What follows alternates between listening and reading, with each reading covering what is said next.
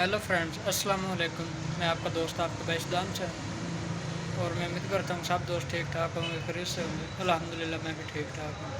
Friends, आज का जो हमारा टॉपिक है वो पिछले टाइम कबूतर को रोकने का तरीक़ाकार बताऊँगा, रोकने का नुस्खा बताऊँगा कि 12-1 बजे के बाद या 2 बजे के बाद कबूतर कैसे ऊंची परवाज़ करता है और कितनी परवाज़ करेगा। तो आगे बढ़ने से पहले सब दोस्तों से गुजारिश है कि हमारे चैनल कबूतर ऑफिशियल को सब्सक्राइब नहीं किया तो सब्सक्राइब कर दें और साथ बेल आइकन का बटन भी ऑल पर लगा दें ताकि मैं कोई भी वीडियो अपलोड करूँ तो उसका नोटिफिकेशन आप तक पहुंच सके। तो भाई अब्दुल राक हैं, वो मैसेज कर रहे हैं, बार बार कर रहे हैं कि इस्लाम भाई इस टॉपिक पर वीडियो बनाओ कि कबूतर को 12-1 बजे के बाद कैसे रोकना है। तो मैं एक वीडियो पहले भी बना चुका हूँ, मगर शायद उनको समझ नहीं आई जो तरीक़ाकार मैंने बताया। तो आज की इस वीडियो में इंशाल्लाह कंप्लीट तरीक़ाकार बताऊंगा कि कैसे कबूतर पिछले टाइम रुकते हैं, परवाज़ करते हैं 12-1 बजे के बाद। आसान लफ्ज़ों में कहूँ तो 12-1 या 2-2:30-3 बजे तक तो आम जो कबूतरबाज हैं वो इतनी परवाज़ करवा लेते हैं गोलियाँ वगैरह लगा के, मगर वो कबूतर ऊपर उड़ते हैं और जब नीचे आते हैं तो वो जल्दी बैठ जाते हैं, वापस जाने की उनकी उम्मीद नहीं होती।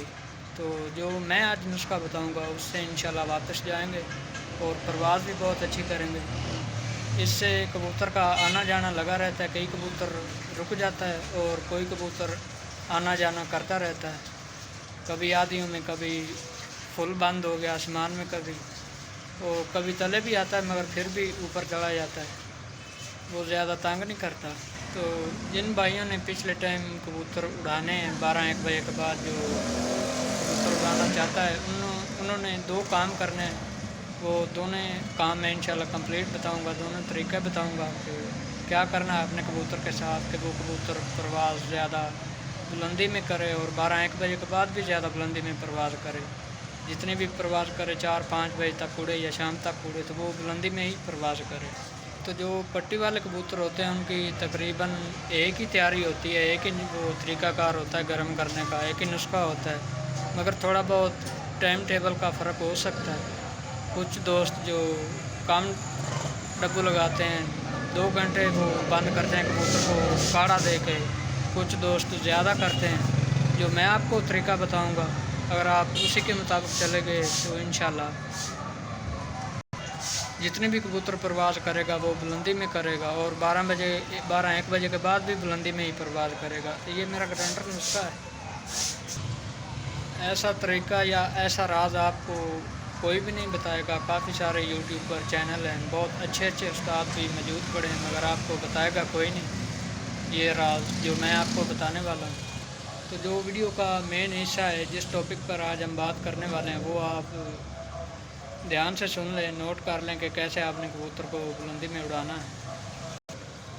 तो पूरे 6 बजे आपने कबूतर के पल्ले सेकने हैं आग से, या भाप वगैरह देते हैं तो उनकी थकावट आपने मुकम्मल उतारनी है, अच्छी तरह उतारनी है।